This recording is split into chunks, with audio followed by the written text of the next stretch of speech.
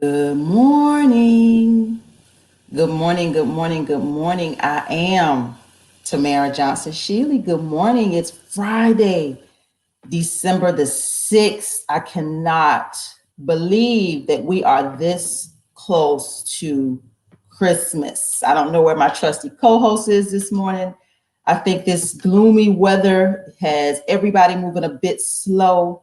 But when I tell you that there is never a dull moment in Georgia politics, y'all, politics, never a dull moment. So I don't, I got into politics and, I got into it based on watching what was happening in my industry. For those of you that don't know, I come from the beauty and barber industry. So I got into this based on what was happening there. And I can tell you that once I started realizing that politics is everywhere, politics is everywhere. And the water we drink, look at Flint, the air we breathe, look at over in China, they selling air in a can. Politics is everywhere. Let me see where my trusty co-host is. I think he's in the he's there somewhere. Let's see where he is. Good morning, everybody. Good morning. Let's see. Here I am. David, is that you? Yeah, I had a bit of a A hiccup this morning. David, where you going? Look, y'all, David. I'm trying to disconnect my phone there because I get these robocalls all the time, and I don't want it to be ringing while we're on here. So, Yeah. Good morning, everybody. It's a morning, David. It's been rough for me too. I was on the phone and trying to get it together. Politics is happening in Georgia all over the place, David. politics. Politics. We can't even call it we can call it politics. Yeah, yeah. Well, Bloodsuckers. I'm going to turn off that light. But, Oh Lord, y'all. What is David doing? I think David doesn't know that we're live. Never, yo, I'm gonna tell you, it's never a dull moment with David. With David. You know, turn his camera up to the ceiling. Everything is a dull moment with me. I'm the dullest person around. So yeah, it's funny that you brought that up because I was just one of the things I was doing was just checking on this Governor Kemp's appointment of Kelly Loeffler to the Senate seat. And there's a little bit of daylight there between Kemp and Trump. Very interesting. Yeah, David, let's dive into it because we know it's Yeah, interesting. We know it's interesting. How dare Governor Kemp decide for himself and the state of Georgia who he believes, just would be the best candidate. out loud, who Yeah, he believes should be in this race, yeah. So there that are, seat. huh? I said, or in that seat. Yeah. So there are lots of little aspects of Republican politics that are brought up by this. First of all, Doug Collins was Trump's choice. Collins, of course, the attack dog on the Senate Judiciary Committee, who keeps on trying to um, undermine the impeachment process.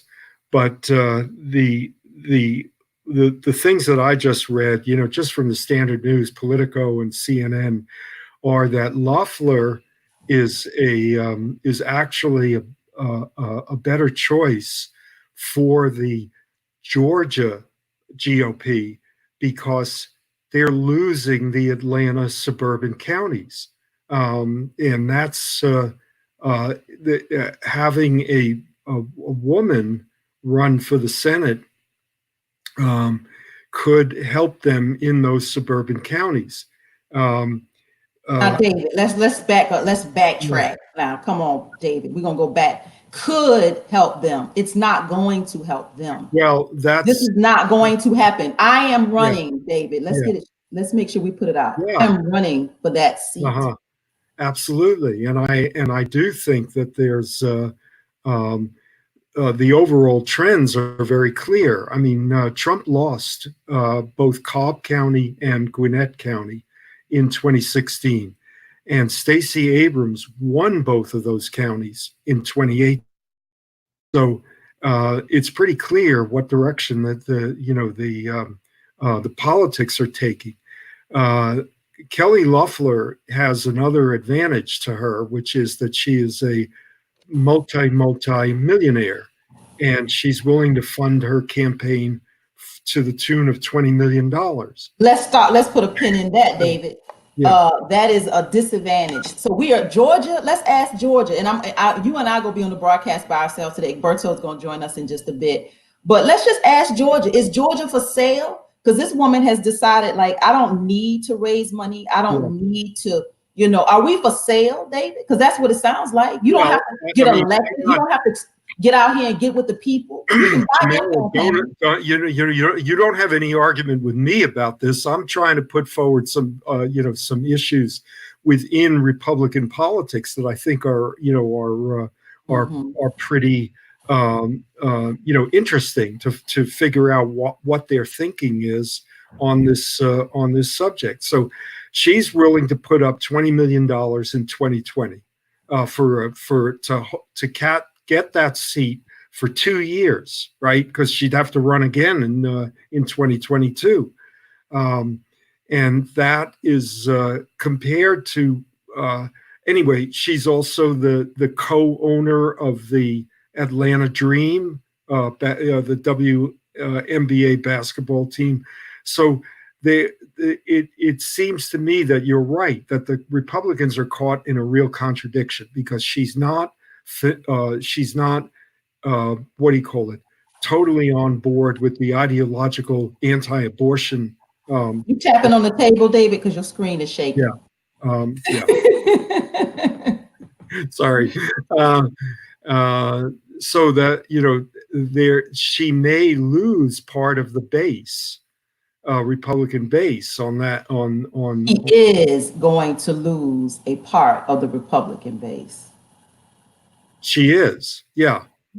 That's what I'm saying. Is that anyway? The point is that we have this extremely wealthy, woman who's ready to run, who's now in the Senate. And the other thing is that I think one of the things that's probably a reason why Trump wanted Collins in the Senate seat was for the impeachment vote. I agree.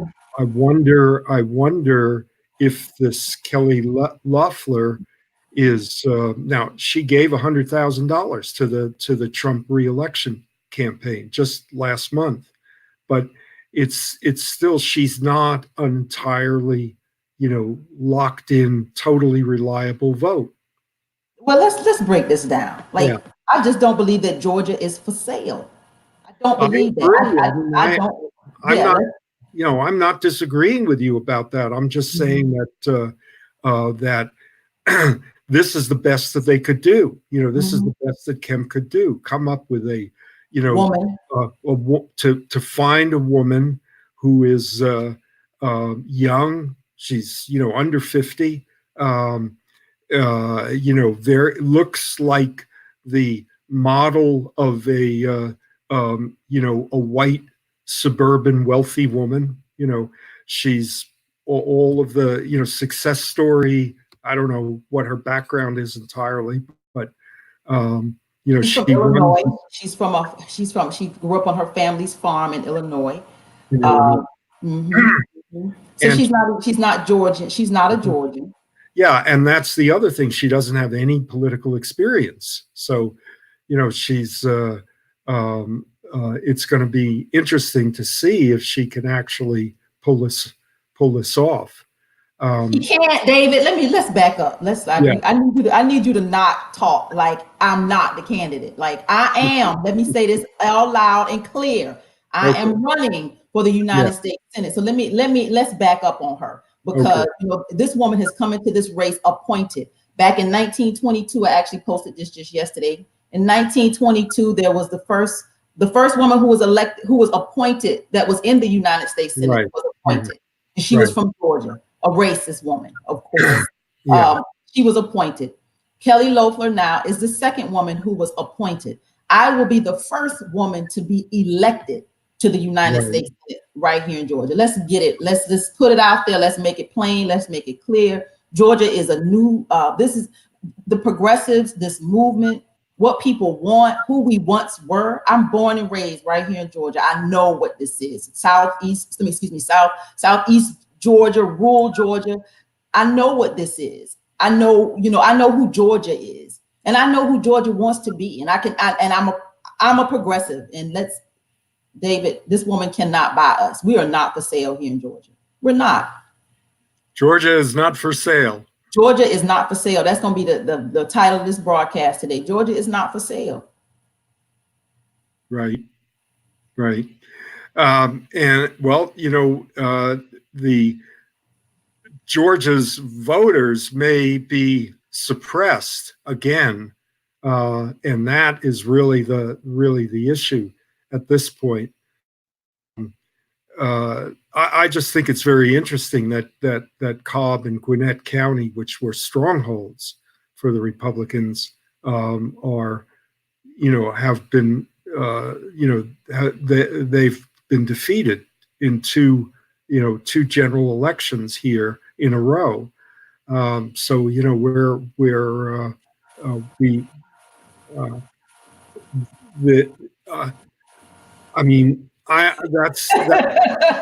David, I didn't mean to stump you, but I just want people to understand that, we're just better than that here. We're better than that.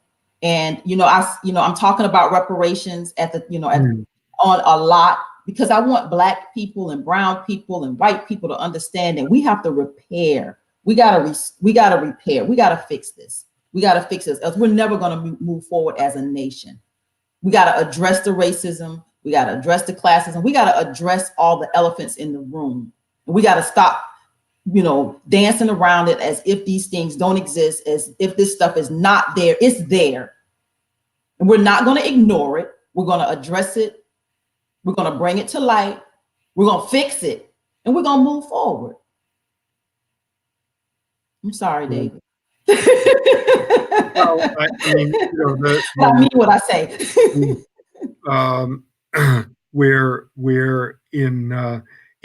in Georgia, and certainly in the Atlanta area in particular, we're facing the issues of universal health insurance. We're facing gentrification, reverse migration from the suburbs into the cities, displacing people as they were abandoned, 30 or 40 years ago. Where we have a lot of serious issues and we're facing real rural crisis in the state over health care and access to internet service. There's a lot of questions that I agree with you. They really cannot be. They have not been addressed by the Republicans or the Democrats. Like, we're not going to let the Democrats off the hook. And I take a lot for the fact that I don't look at David again, y'all. I swear he just roams. I understand, David. I might need some water too. But I take a lot because I don't toe the party line. All Democrats ain't right and all Republicans not wrong. Yeah. So we got to talk about the issue. So somebody left the gate open, David, yesterday and let me into a group of Black conservatives right here in Georgia. And I started having a conversation inside of that group around reparations. And the person that wanted to talk the most decided that he wanted to go back and forth about who the Democrats once were and what the Democrats did and the Republicans. And I don't play the partisanship. Like, I don't play party politics. I don't both parties, neither party is right. This is what I told him. I said, when we go back and forth as Democrats and Republicans, it's like two kids that keep hitting each other over and over and over and over. Both of us are wrong because you keep hitting me and I keep hitting you. So both of us are wrong. I don't want to play that game. Let's stick to the issues and let's figure out how we meet somewhere in the middle. And I'm telling you, it was so hard for this man to stop wanting to point the finger at the Democrats. And we just got to get beyond partisanship. We got to get beyond this party politics. And we need to get to the root of what is hurting and what is harming people. We need to fix. We got a whole country to fix. Well, it's ironic that I'm assuming that this black conservative is talking about the Jim Crow Democrats and the white supremacists, the era of white supremacy, which certainly isn't over, because those are exactly the people who formed this new Republican Party in Georgia. They actually the individuals switched parties from the Democrats to the Republicans. But my thing is, David, is racist in both parties. It's racist Democrats. I've come across them and I know who they are, and they know me. And there's racist Republicans. So I mean, hell, we damned on both sides. So here's my thing to Black America. Let's get out of our emotions. Let's stop looking at candidates. Oh, I like her. I like him. We don't have to like anybody. How about, are they standing for what we stand for? Can we get what we need out of them as a people? So I want us to stop being so emotional about how we, pick our candidates. Oh, I like her. He gives a good speech. Who cares? Do they stand for what I stand for? Can they go and get done what I need them to get done? They work for us. I think we just got to take a different approach to party politics. So many of us Democrats, we think with our hearts. I do the same. Like I feel this stuff, like all the stuff that's happening with the immigrants at the border. It tears me up. It breaks my heart as a mom. It kills me to know that these babies and these kids and these children, like, it breaks my heart. But then I also have to think with my head too. So I think with my heart and I think with my head, like, okay, how do we fix this? We have to have a humane treatment of these people at the border. We gotta be respectful. We gotta be humane. We cannot treat them like they're not people and they're not human, first and foremost. But we then also have to realize that, okay, we bring people into this country. Let's make sure we're taking care of home. Like, how do we make sure that those of us that are here, the working poor in this country, ADOS in this country, how do we make sure that we're taking care of those that are here too? There's a delicate balance there. And then we must have controls at the borders. I get that. But there's a delicate balance and we need to be mindful of it all. Well, we also have to keep in mind that there are, 11 to 12 million undocumented work people in this country already, most of whom have been living here for at least a decade. So we have whatever is going on the border is really, it seems to me, got to be connected to the fact that there are, 11 million people, many of whom, or most of whom, are working people, who are out there doing jobs in the economy, and every one of these steps that are being taken at the border are really designed to whip up undocumented worker sentiment among white people who are in many cases the supporters of Trump, who are in many cases people who hire those workers. So I really think that we have to be more aware that these folks are part of the American working class, an integral part, just as ADOS are, for the most part, people who are an integral part of the working class in this country. And if we're not, if those of us who are not ADOS and not undocumented workers don't establish our solidarity with same word, solidarity with those millions and millions of workers, what we're doing is we're undermining our own position. We're making ourselves weaker.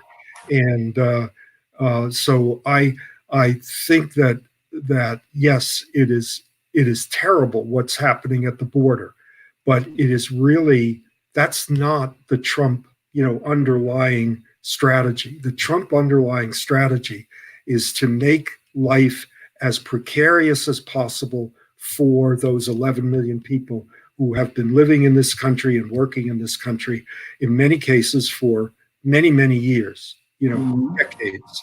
And so, I think that really, that's where we need to have our focus while we're outraged and dismayed by the what's happening on the borders.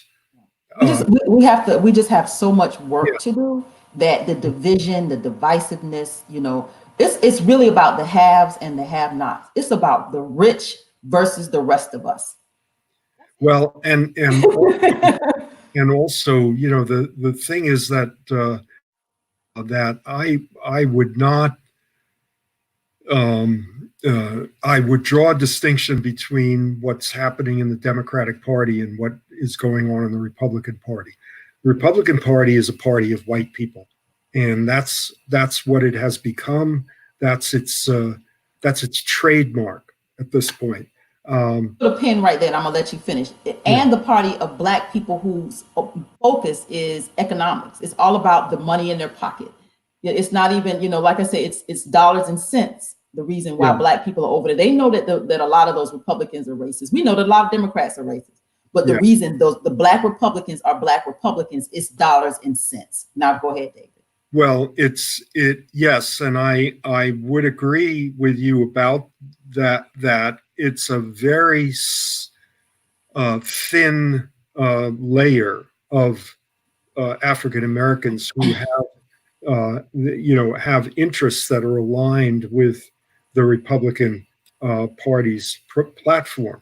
But the Republican Party's platform is no longer what it used to be. It's not about taxes anymore. It's entirely it's a captive organization in the hands of Trump. And that's what I think Brian Kemp has done with this appointment of Kelly Loeffler, is to say we're going to try to take our party back. Right. Well, I mean, quote unquote, she gave Trump $100,000. But it certainly is an indication of I don't know what. I mean, that's what I was trying to get at when I was talking about the appointment. What is it that Kemp, who is clearly very heavily in the Trump camp, she's a woman and she's rich. She's rich enough to fund her own campaign. Yes, and that's being a woman is a white woman is enough. Being a white woman in America is enough. And then now that she has the money to fund her campaign, she's a win. This is quote unquote winnable. So he thinks, but Georgia is not for sale. Yeah. Well, yeah, I think the class politics are really critically important. I would say that as far as black Republicans or black conservatives are concerned, they have, they are, for the most part, they are capitalists. They're employers, and they're from a very, very thin layer or strata in the general population, as a whole. But I really think that that's who benefits from the Republican Party's position, because the minimizing the amount of state financing that goes to working people and keeping working people, both ADOS and other people of African heritage and undocumented people from, particularly from the south of the border, in the most precarious position that they can put them in. I'm gonna put a question up on the screen, Yeah. David. So he says, "Hello, ADOS family, and why are we talking about Trump when we should be talking about ADOS?" Let me answer that. I talk about it all. ADOS, I am ADOS, but I talk about it all. This is a national stage. This is a national platform. So just know that it's all intertwined. So I talk about it all. Let's put another question up. I'm going to take questions and comments today. So bring them on today. Me and David going to rock and roll with everybody today. So Mr. Andrew, he says, maybe we should vote for the person, not the party, or add a third party. Yeah. Actually, we should vote for the person and not the party. Absolutely. I just think there's so many people, there's such an education that needs to happen because so many Black people vote straight Democratic, no matter who. They don't know who these people are. They just go to the polls and they trust that the Democrats have their best interest. And that's not always true. So I don't know if we have the time. I don't have the time to educate for particularly a third party. I am very much so a Democrat, but I'm independent in my thinking. So I call myself an independent Democrat, but I'm very much so a Democrat. I'm not going to let the Democrats off the hook. I'm just not going to let them do it. I think one of the things that that those kind of conversations miss is holding people accountable. How do you hold elected officials accountable? And they talk a good line, you get them elected, and then they don't do anything for you. The question of how you manage that seems to me to be one of the key issues that we need to deal with. And the only way that you can do that is by having an organization behind you. And so bringing the,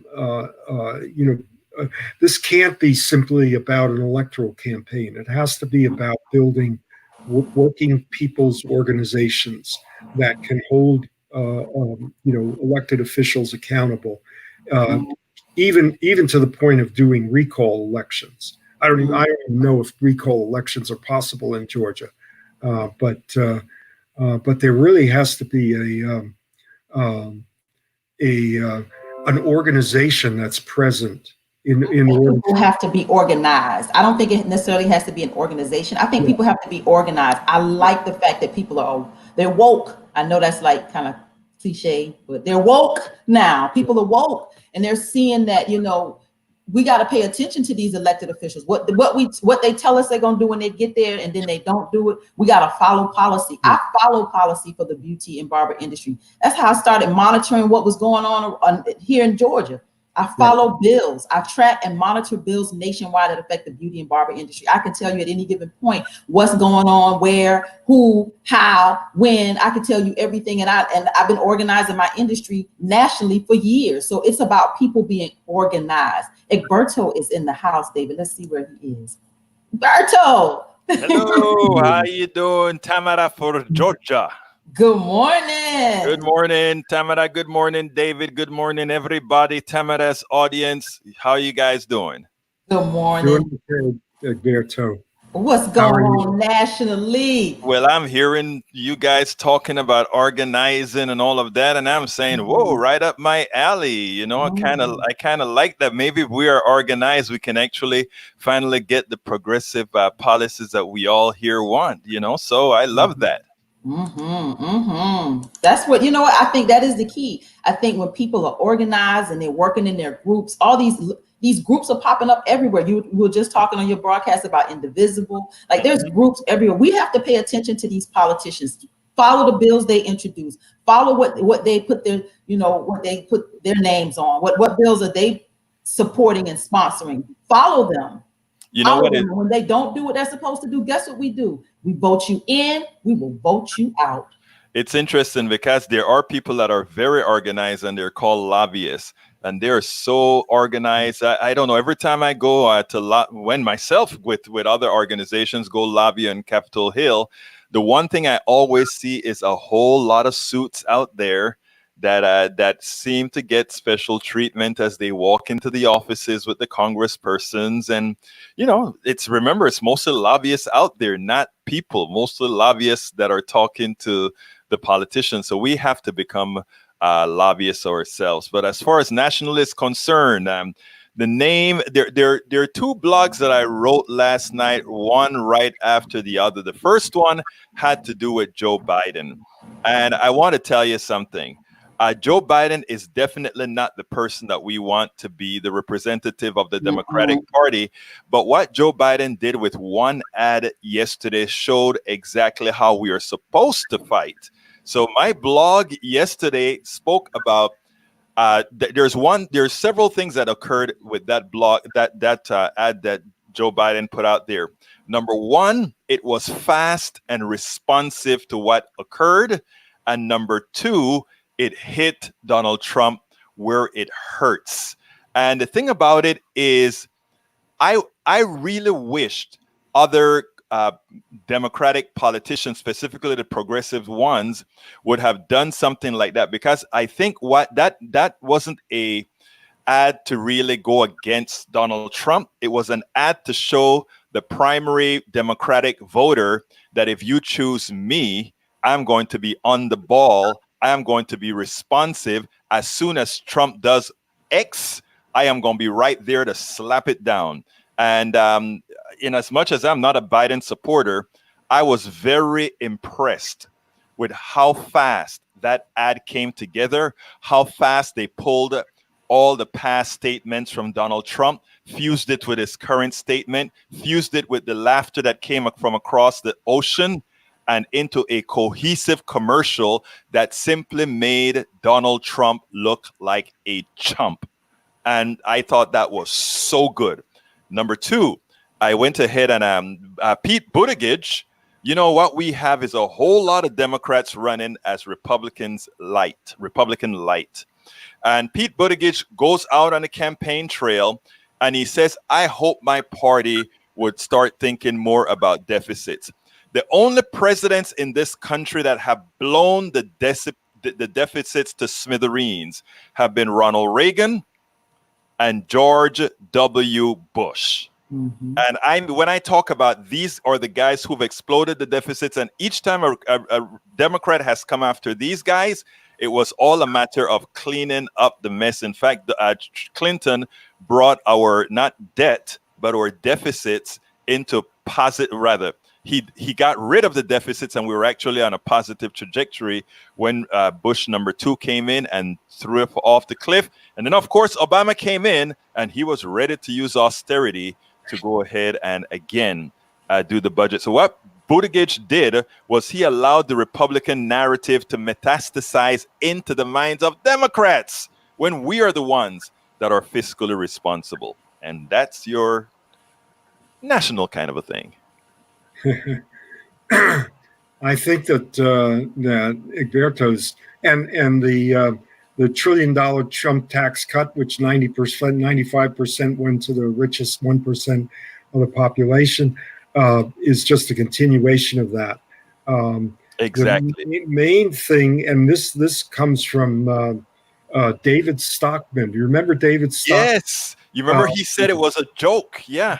Yeah. David Stockman was the Secretary of Budget Office. Yes. Budget Office under Reagan. And he said this whole thing about our claim about, being fiscally responsible and fighting to keep the deficit down. It's all a sham, which is really designed to cut social programs. And why do the Republicans want to cut social programs? Because it makes working people more vulnerable. Yes.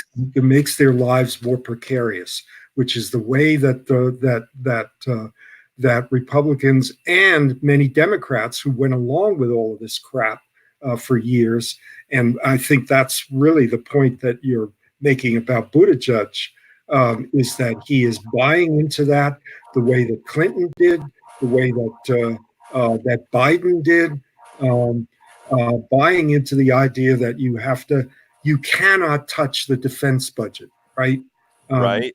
touch the defense budget. So therefore, fiscal responsibility has to come at the expense of working people. But you know, David, what drives me mad, what drives me crazy is these guys are very intelligent people.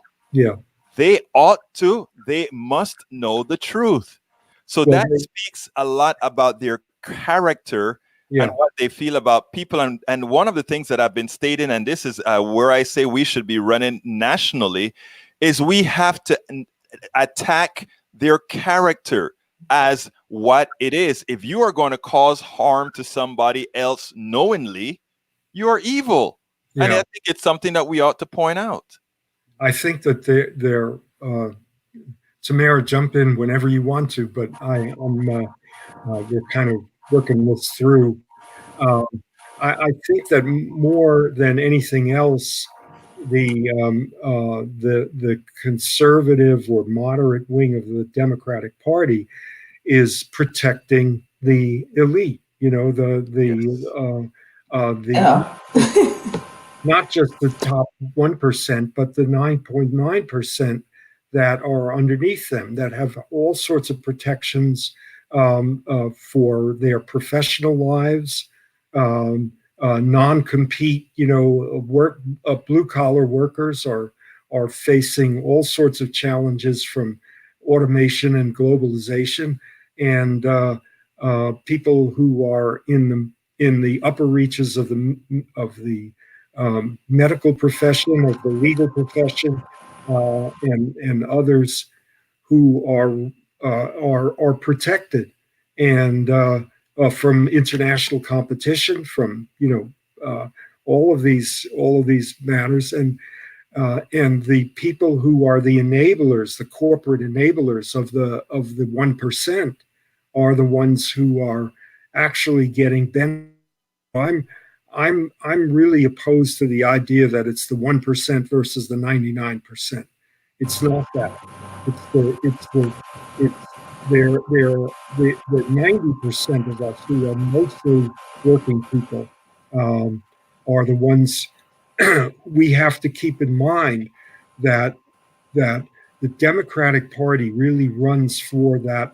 Not just the 1%, but the 9.9%. I want to bring up something because I think it's essential here, because you know how hierarchies work. And what I've been preaching in a lot of the stuff that I write is we have to understand how slavery worked. And I had Dr. Richard Wolff, the renowned economist, on one of my shows, and he actually he equated it perfectly, slavery and capitalism, right? And it turns out that in the old slavery days, you had the house, you know what, and then the field, you know what. It turns out that we have the 1%, right? And what folks don't understand is that management class, that executive class, they're nothing more than the house, you know what. And the reason why is they feed them good enough. They have a semblance of prosperity, right? They can go on their big, huge vacations, and even some can own a part of a yacht or whatever, right? But they are in service to the billionaires none of us really ever see. They are in service to them, and they are still under their control. So they control the media. They control all the means of production. They're the heads of all the means of production for the master, right? So they do whatever it takes. That is the reason why Bernie Sanders is leading in California. He took the lead big time in California. Right. Okay, the LA Times is still not. It took the third paragraph for you to realize that, what you're trying to tell me is that Bernie Sanders is now leading the race. We've started to document where the media has made him a ghost. In other words, nobody knows how well he's doing, and he's actually doing pretty darn well. And that's the reason the media wants to carry the narrative for that percentage that you were talking about, David.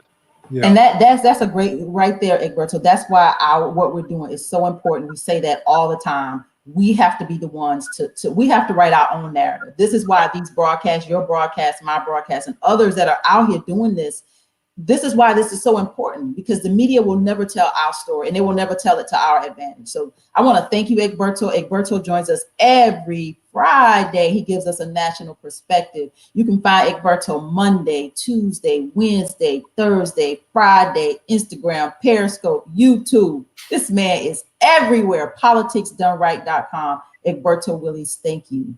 Thank you so kindly, David and Tamara. Y'all have a wonderful day. It's always great being with you. Thank you, Egberto. Always great to have you on. Ooh, David, we're heating up. Me and you, we this has been a great broadcast. We've been talking about Georgia is not for sale. Georgia is not for sale. Georgia is not for sale. You will not come here and buy us. You can't buy out these, you can't buy who we are as a people. You can't buy, the things that we need. We're not for sale. David. Well, I'm David's like, we're not.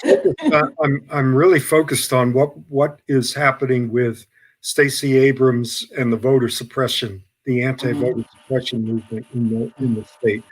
I really have not. I was going to do a little bit of background and research on it for this broadcast, but I couldn't get the time to do it this time. But I really think that that's going to be crucial. And where I would go with that, just in terms of linking things together and coming, is that the narrative around the impeachment has sucked a lot of oxygen up in regards to voter suppression. It's true, I think, that the interference in the election from the Russian, whatever you want to call it, these bots that they say are out there. The Russian intelligence agencies was certainly an important part of what happened in the 2016 election. And it is fairly clear from what Trump is trying to gin up in the Ukraine that he's trying to run the same playbook against Biden as he did against Hillary Clinton. So here's what. Okay, so let's go back to what Robbie and Dominique talked about last week, David.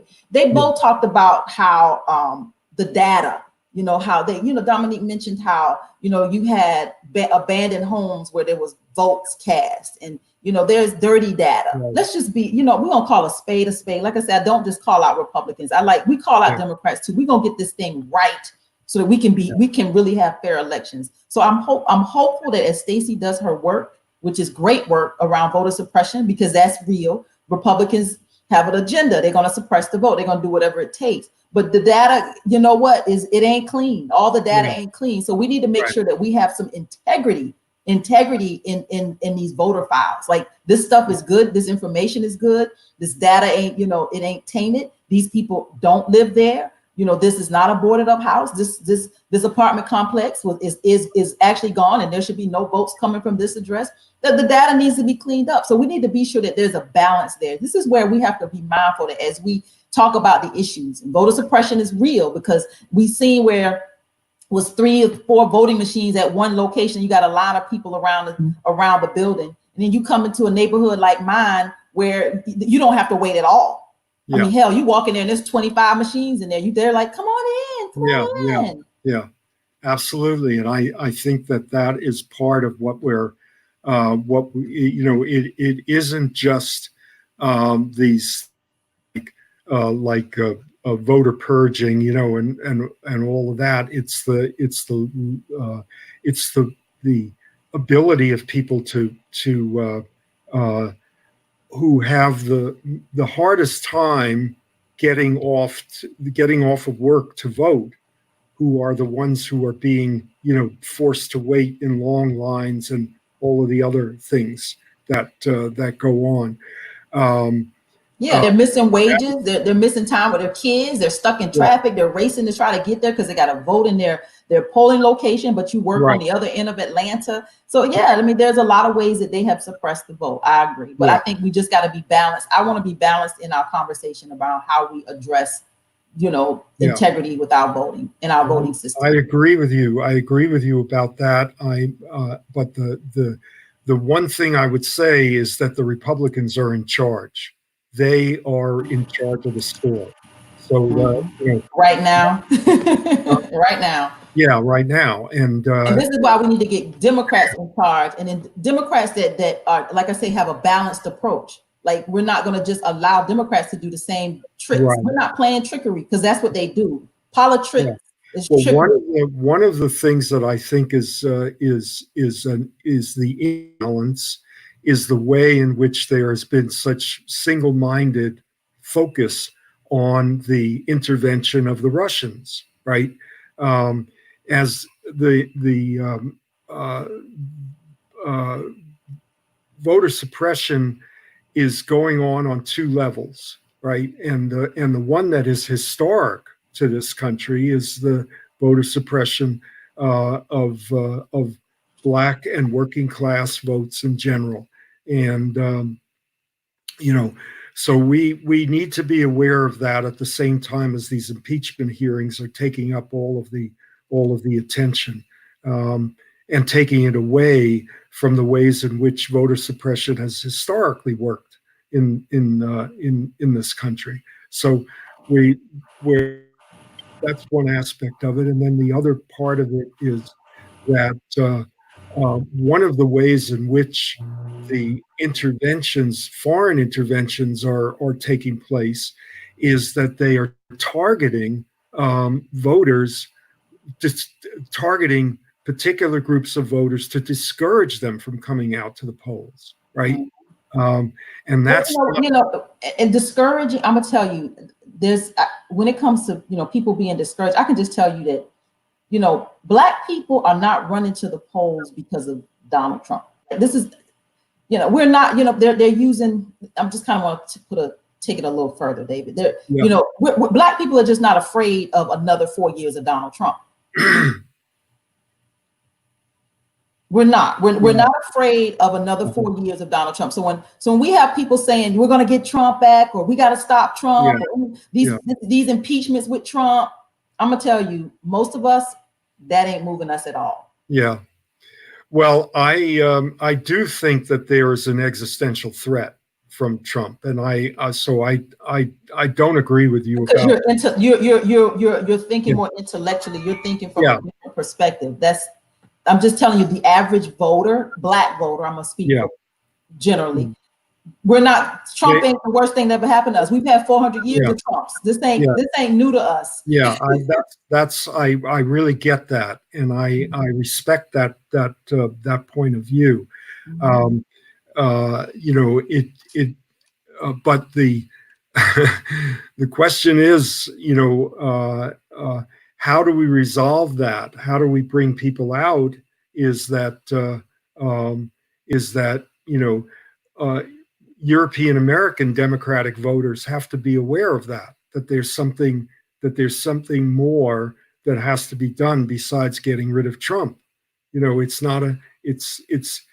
necessary but not sufficient as a program, which is why Biden and these other models are not the solution to how to change the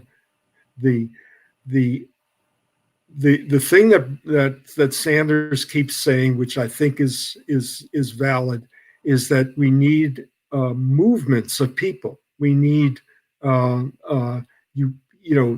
electoral process alone cannot be relied on as the way to make these fundamental changes. And that's why ADOS is so timely. That's why ADOS is so important. So for those of you that are new to the conversation or new to hearing ADOS, American Descendants of Slavery, that's why this movement is we're not going to be taken for granted anymore as a people. Black people have traditionally run to the polls, voted for just anybody with a D behind their name. That's not going to happen anymore. You're going to have people now that we're looking for something in exchange for that vote. You're not going to just get this as a gift. You're not going to pimp us at the polls anymore. Yeah. We're looking for something in exchange. So yeah, movements, this ADOS movement, all these movements are so important right now. Yeah, I agree, and I think that the organizations that are out there that are the traditional base of the Democratic Party, whether they be the labor unions or the NAACP or any of the other groups that we think of as women's rights organizations, national organization for women and other groups. They've been siloed. They've been, they haven't really been able to see the interests of working people as a whole, and to make that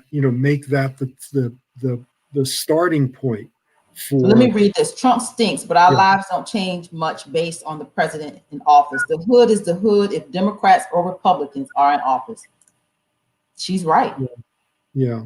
And she's right. And that's why it is, like I say, we have to have, we're asking for something in exchange for that vote. Yeah. We're not going to just get it for free anymore. We're changing the hood. Yeah. And that's where I think the whatever you want to call them, the suburban white voter or the white working people in labor unions have to recognize that the hood is part of them, as well as Democrats better count. Look, how many 95% of Black women vote the Democrat. Like we voted for Hillary. We vote. We're party loyal. They better know where their base is. This is white women in Georgia. David, when Stacey Abrams ran, over 70% of them voted for Kemp. Yeah. So I need the Democrats to understand where your base is. Who's holding this? Who's your foundation? Who's holding it together? Yeah. Who's holding it together? Yeah. And you better not ignore. You cannot ignore the Black vote anymore. Yeah, and that's what happened in Alabama as well. So we're coming up on a Senate election in Alabama, in 2020, I'm blanking out on his name right now. Doug Jones. Doug Jones, yeah. Is Doug Jones is going to be heavily reliant on Black women as he was in 2017. You better have some receipts, as they say. He better have some receipts. He better show where he's done something to deserve that vote. Right. So where we are still at the point where a lot of these constituencies that make up the Democratic Party, particularly those who are in positions of privilege. I'm talking about the status differences between different groups of working people. Really have to and this is what I keep on trying to get across to European Americans, is that your message is not simply to the Democratic Party elected officials and leadership. It's also to those working people, European American working people, to understand and connect with the people who are in the most precarious position in this country.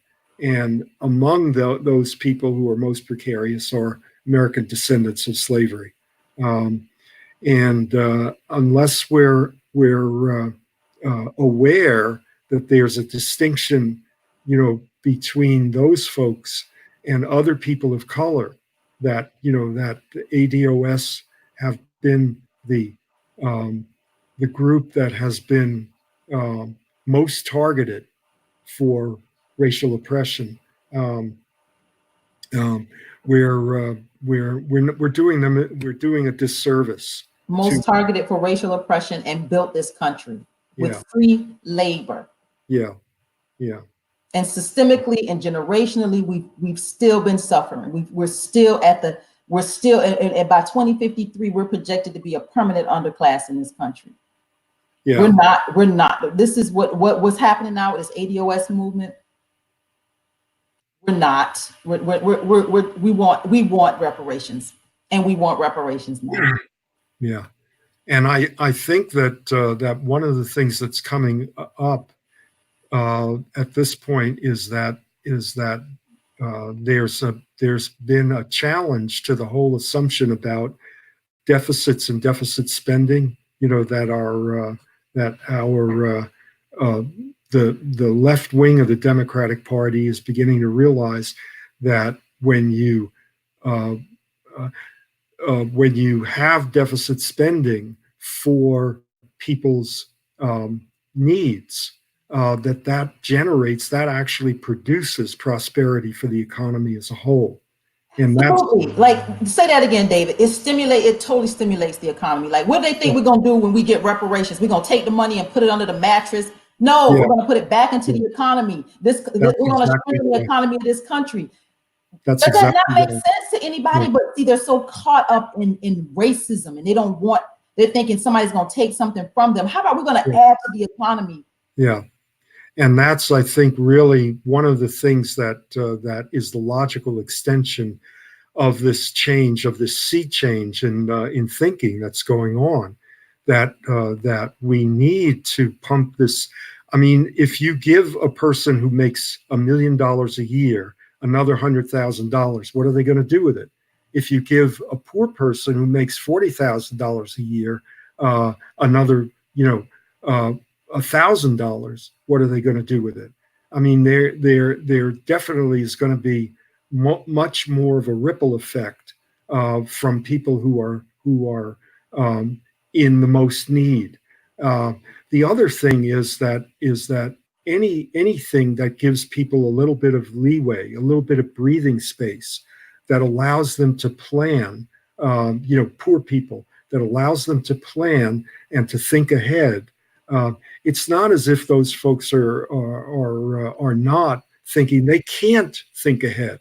No, they can't, because guess what? You robbing Peter to pay Paul every month. Yeah, every month. Every month you're just trying to make it. You're trying to make it. You're just trying to make it. They're not just poor people. These are working class people that go to work every day. And these part-time jobs, these 2 and 3 jobs, people are just trying to make it. But if you give people an opportunity to get one step ahead, that's one damn step ahead.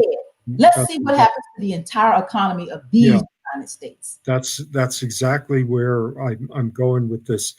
And we know that 40% of the population can't come up with $400 in emergency money, and that 60% of the population can't come up with $1,000 in emergency money at the end of the month.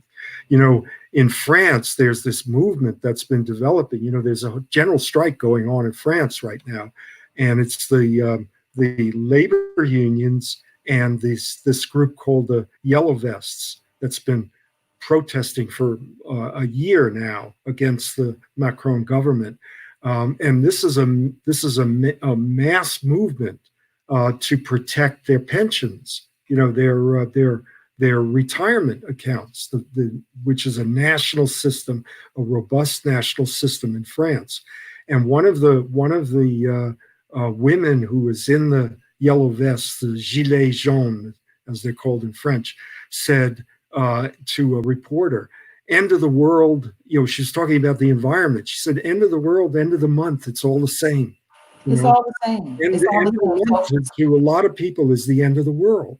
Yeah. So we need to integrate that idea of climate crisis with the monthly crisis that working people in many parts of the world, including our own, are facing. Every month is an end of the world crisis. Absolutely. People are just trying to make it. They're just trying to make it. So I'm going to end. We got about another minute or so, David. This broadcast today, I wanted it to be really about, this, what Governor Kemp, this appointment of Kelly Loeffler, because Georgia is not for sale. Georgia is not for sale. The elections are coming up November 3rd. I will be on the ballot. Tamara Johnson Shealey, you guys know me well. I equate this is what came to me when I think about this race with her, the tortoise and the hare. I have been out here and I have been running and I have been running and I have been running and I have been making the connections and I have been keeping my ear to the ground. I love Georgia. I'm from Georgia. I know Georgia. I wear the Georgia around my neck. Like I am Georgia. And we have this hare that has come into the race because she's fast, because she's got cash. That's how I think she's fast, because she's got cash. Yeah, so they think that, oh, she's gonna win. She's fast, she's got cash. No, this is our Georgia. And Georgia cannot be bought and sold. Right. Okay. All right. You can find us here every Friday at 11 a.m. Me and my trusted co-host, Mr. David Slavin. Let me see if I can use these banners. You can find me, there it is, at tamaraforgeorgia.com. Donate, volunteer, contribute. We got a race to win. We got people to serve. We got work to do. You can find Mr. David at Acknowledge the Divide right here on Facebook. You can always find Mr. Egberto Willies at politicsdoneright.com. Again, I am Tamara Johnson Shealey, Tamara for Georgia. Thank you, David. Next Friday is. Next Friday, power to the people. Power to the people.